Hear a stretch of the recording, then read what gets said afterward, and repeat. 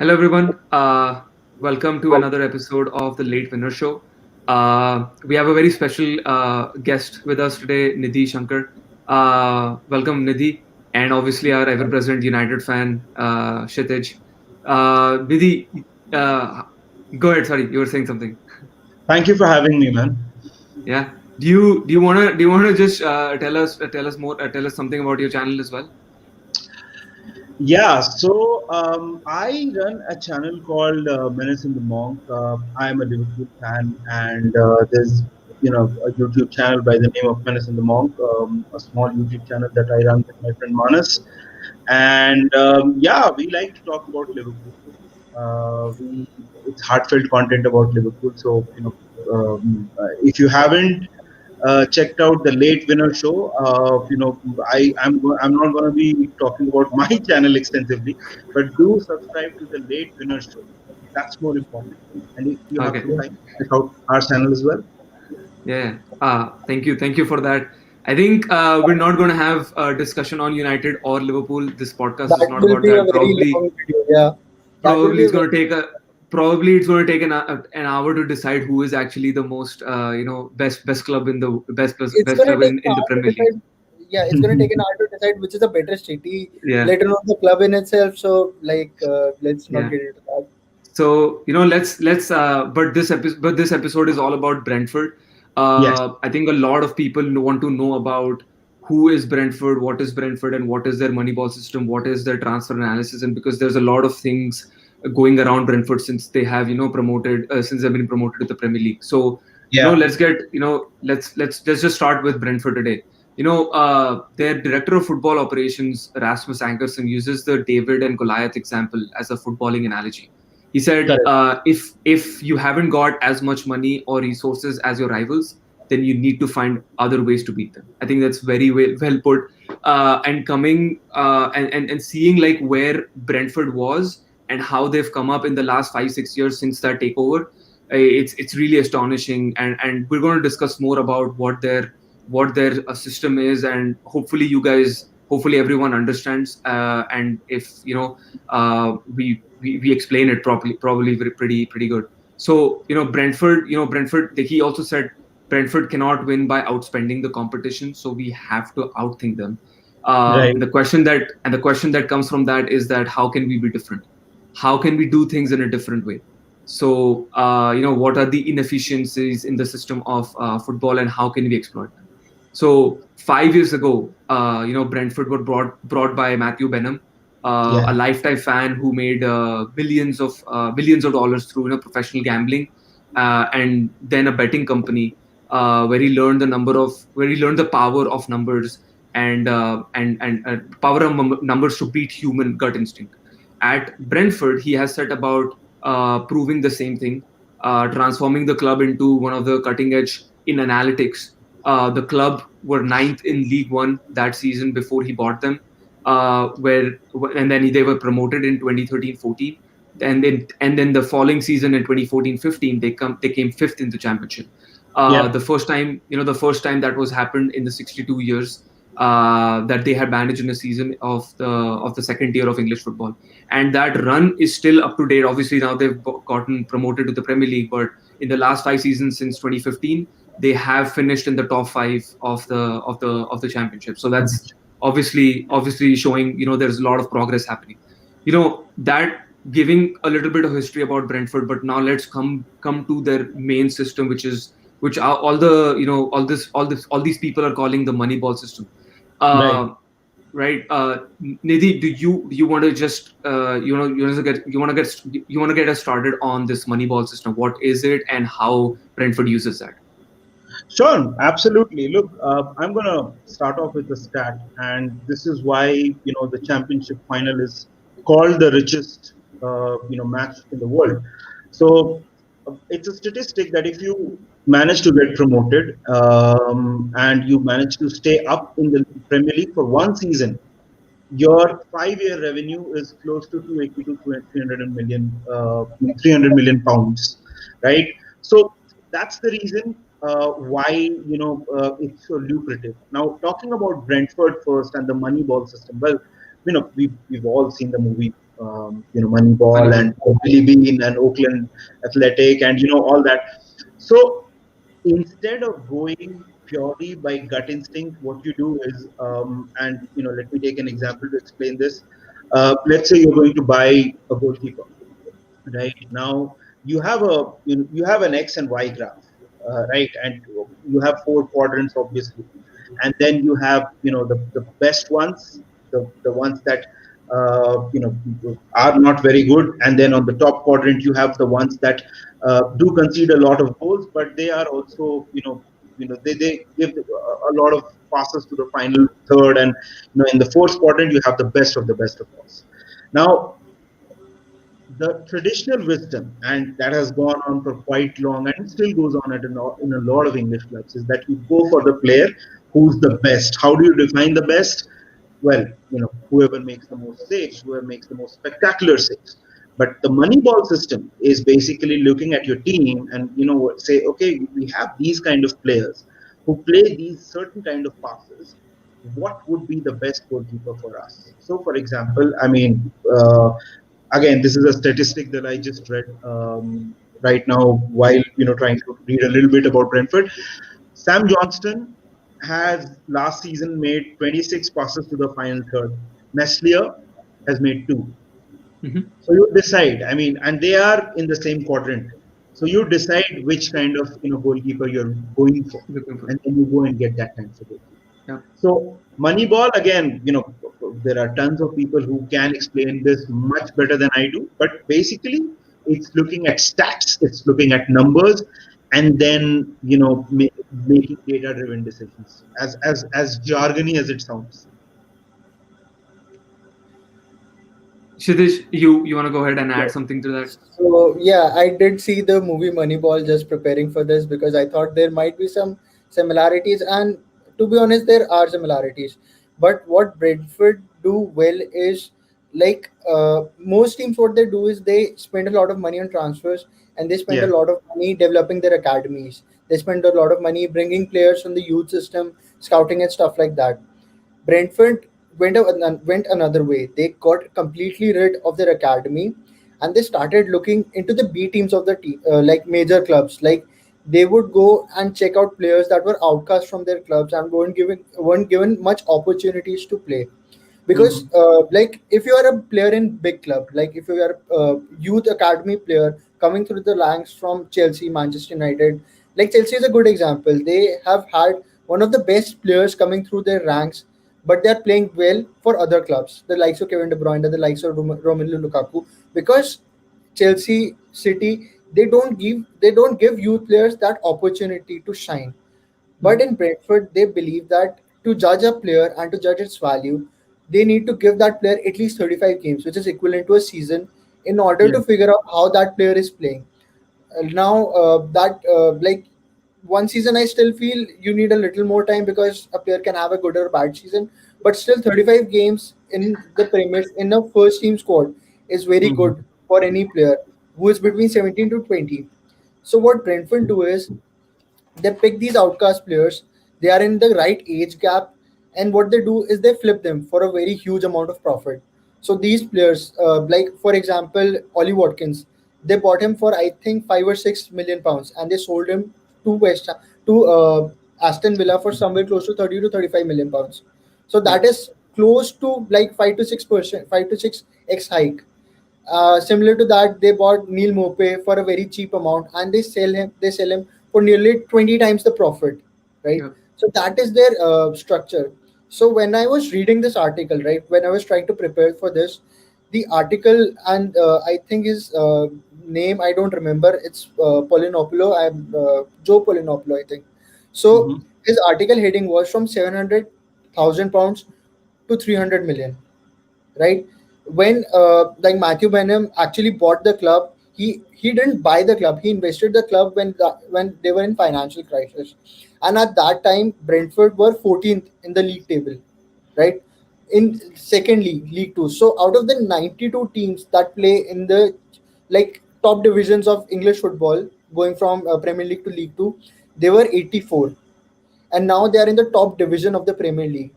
That Right. transition took just 13 seasons, 13 years.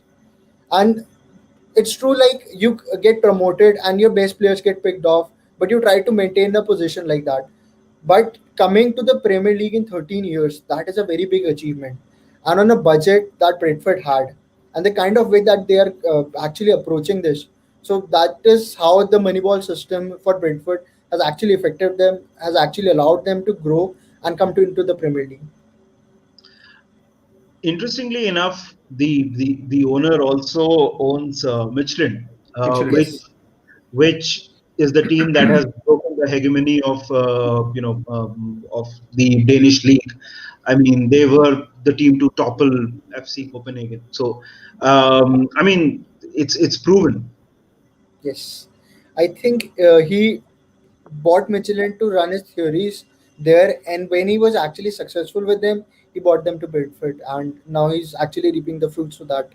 Yeah, I mean he and at FC Midtjylland as well. Like he won the. I think you mentioned he won the Danish league in 2015, Yeah, and I think he qualified for the last 32 in of the Europa League.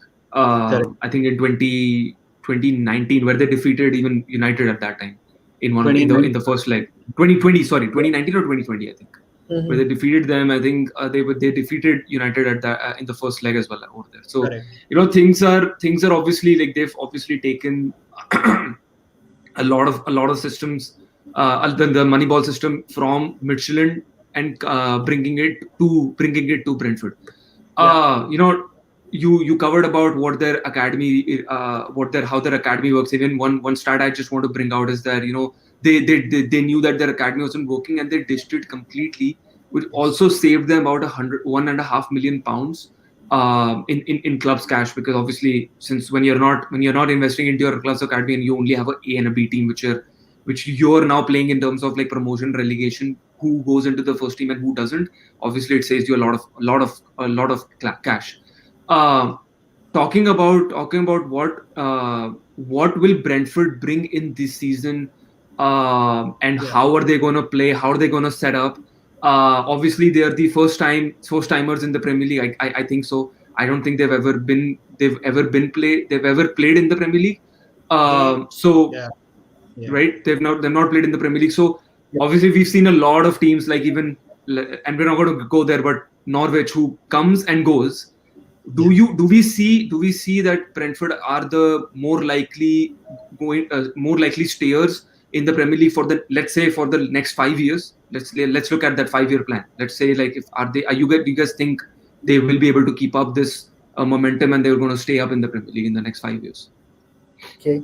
So like if you look at how Norwich do, so Norwich they win the championship, they come either win or they come second, they get promoted. They spend a lot of money, like they buy close to 80 to 90 million pounds worth of players every season, but they still end up getting relegated. The reason is that they try to go head to head with the top hitters of the Premier League.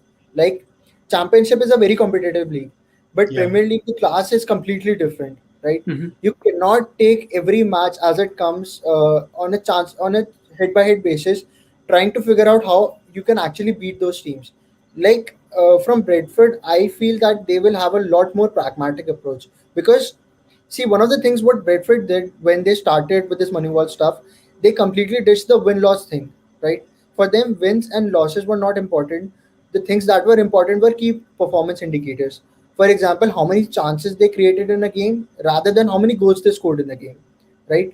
So, what they will look into when they start this season is what are winnable games for them, what are games where they can actually take the 3 points, what are games where they can draw those games out, and what will be the games where they would eventually end up losing but they might get a draw out of it, right? So they'll divide those into different sections, like the relegation battle, like the likes of Norwich, the likes of Aston Villa, stuff like that. They'll try to take those games as winnable games, because that's the kind of games they can actually, because they play a 3-5-2, right? They push their wing backs up high and try to get balls in for Ivan Toney to score and stuff like that.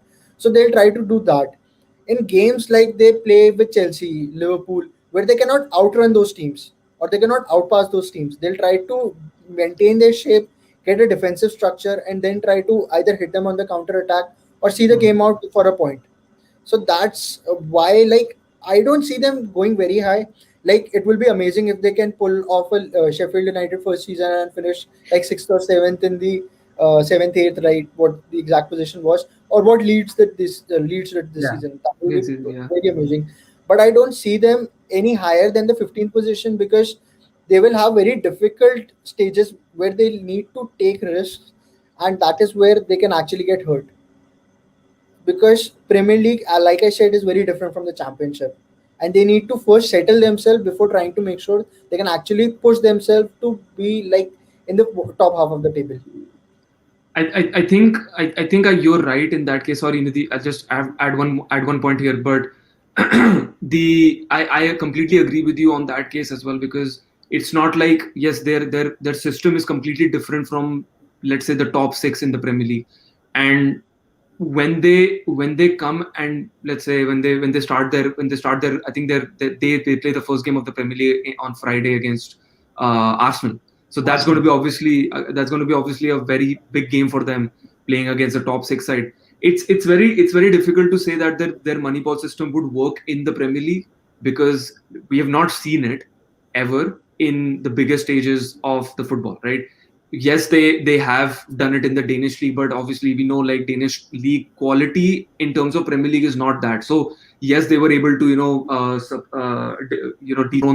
dethrone their other what was their other Right? club name? Copenhagen. Copenhagen, sorry. No, Copenhagen. FC Copenhagen, yeah. So they were able to dethrone them, but to dethrone the likes of City, United, Liverpool. Obviously, that would be a wonderful story if they can win some of the games against the top six sides. But like, who knows? Like, it's I for sure, I think I agree with you. I think I'm predicting something somewhere between 12 to 15. I don't see them getting relegated just because of the sheer system and the things that they're going to bring into the Premier League. I don't think they're going to relegate, but I think I need at least 5-6 games to see and analyze them, because I've obviously not seen a lot of championship games. It's only probably the one of the playoff games that I've seen, so I can only speak based on that. Sorry, Nidhi, you were saying something about that. Right, I right. just No, want no. to say, sorry, I just want to say, is Arsenal a top six team? He, Please, we're not please going to discuss continue. about that right now, but yeah, Please continue. I think they are. I think they are. No. Right, right. So the thing is, look, Brentford are back in the top flight of English football after 73 seasons, right? Um, it's a long time. It's a long time. And you are asking a question about 5 years. Even 5 years in modern football is a long time, A lot. right? The Premier League, what it was in 2015, it is not what it is right now, right? So Yes. things change very fast. Having said so, there are certain things that I see working for them. For example, last season, one of the reasons why they could not get immediate promotion was, and they had to go via the playoff route, was because Mhm. Rico Henry, one of the most important players, who's their left back, was injured. I don't see them getting relegated straight away. Of course, it is the Premier League; anything can happen.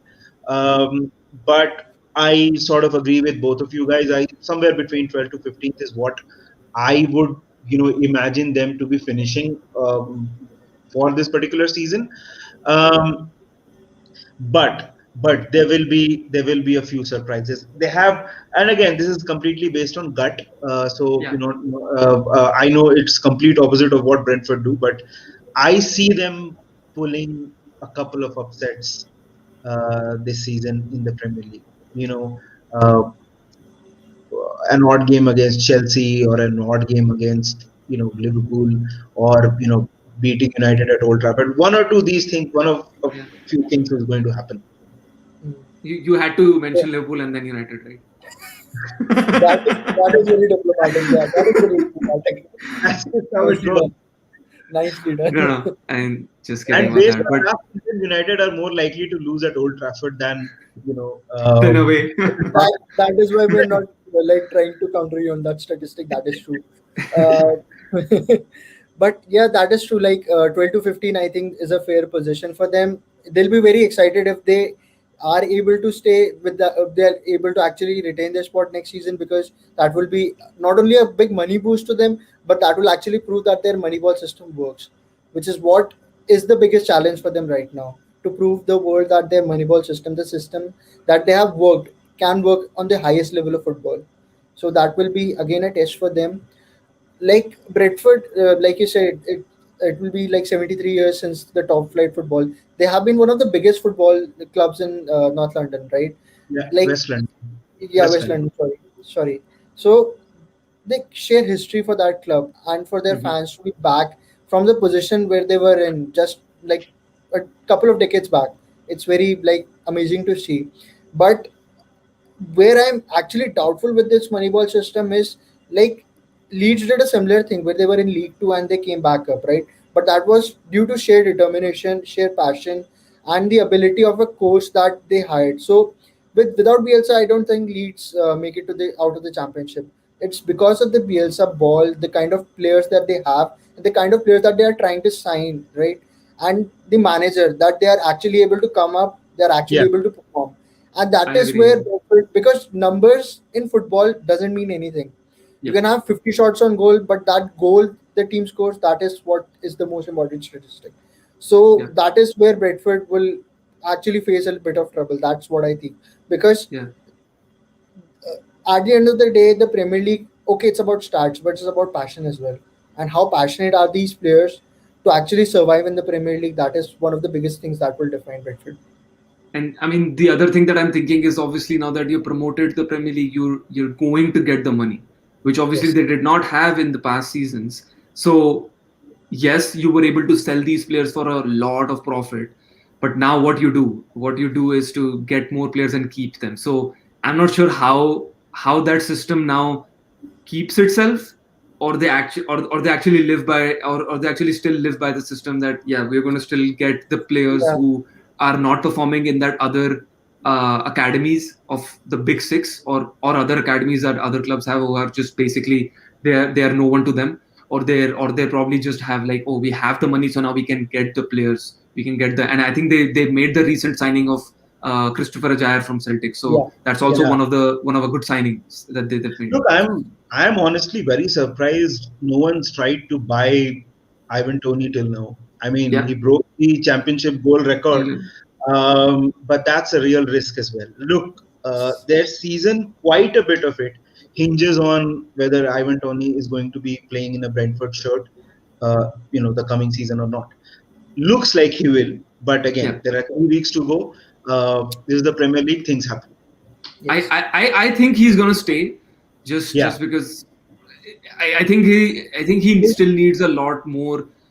He needs one season in the Premier League to make to get that attraction from those leagues. Maybe like from a top six club, I'm saying. Maybe a club like Everton, Wolves, or when a Norwich City, Watford can still get them. But yeah. to say that he's gonna to say that he's gonna play for a top six shirt, a top six club, I don't see that It's happening. difficult, yeah. It's But I difficult, yeah. can, but Yeah. I can see perhaps West Ham throwing money at him, or if let's say I mean things are interconnected, right? If Leeds, let's say, lose Bamford, then they have money, right? Yeah, Yep. So yeah, I That mean, is again, and these are just examples. I'm not saying yeah. Bamford will be yeah. sold. Just saying, things can No, happen. but that is the kind of transfer that would trigger interest in Tony. I don't see right now any clubs that have done well in the last season. They're going to sell their players. I have Yeah. not seen any rumors as of now, like I think even Leeds or Spurs, Everton, West yeah, Ham. So Spurs, if they like lose Harry Kane, might also be interested in Ivan Toney. Like Fair it enough. might be, filling yeah, Fair enough. yeah. one of But those that's the players. thing. But that's the thing. I still feel like coming from championship team who has not played in that, the top tier of any league in Yes, the world, yes, he still needs to show a lot more character, a lot more stuff that he can do before going to that next step. I feel like yeah, that. Otherwise, these careers are they're very short. You go Agreed. to a club and then you're like who is Ivan Toney? We're not even going to know in the next 5 years. So yeah, because Yeah. he'll just be going Correct. back to Correct. the One championship. underwhelming season in the Premier League, and it just the hype dies down. It's It can over. happen. Yeah, exactly. yeah. So I think we'll conclude at that. I think we had a really good discussion on Brentford. I hope you guys enjoyed as well, and I hope our viewers will too. Um, so but parting thoughts. I think we discussed on we obviously gave our prediction on where Brentford will finish. So we all say between 10 to 15. Not any one of us feel a top half finish for them in this season. But do let us know in the comments below if you think otherwise. Do let us know if you think like Brentford is going to be a top half a team, or Ivan Toney's probably going to be the top scorer in the league. Never know, but it might be. But let us know in the comments below. Do share, like, share, and subscribe to our YouTube channel. Follow Menace in the Monk at Twitter as well. Follow their YouTube channel as well. I'll leave the description, the link below. And thank you guys for joining. I think that was a brilliant discussion. Thank you. Please subscribe to these guys. They put out brilliant content very regularly. Unlike us, they talk about almost every football club in the world. So please do subscribe to them. They're doing some brilliant work. Thank you, Nidhi, and hopefully you guys join. Nidhi is going to obviously join us again in the next week's episode, and we're going to do a Liverpool season preview. Hopefully, all Liverpool supporters probably join us live when we go live in the next week. Hopefully, we'll have some transfers to speak about. Yes, for sure. But right now, I think we have a lot of stuff to talk about still, just because of the season that they had. We literally put out over a 1 hour discussion yesterday. So yeah, there is a lot to talk about. Okay. Yeah. All right. Thank you guys. Thank you for joining. Bye bye. Thank you, Rishabh. Thank you, Kshitij.